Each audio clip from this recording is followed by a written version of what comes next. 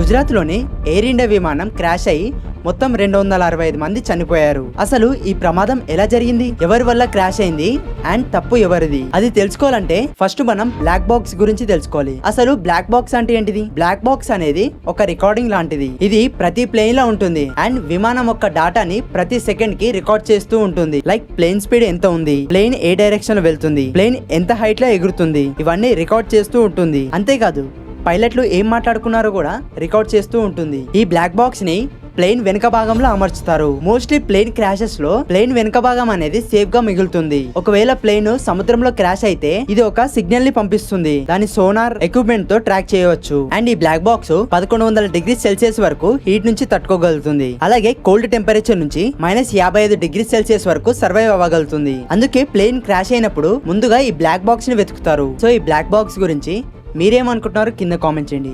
ఇలాంటి మరిన్ని informative content కోసం మన ఛానల్కి సబ్స్క్రైబ్ చేయండి.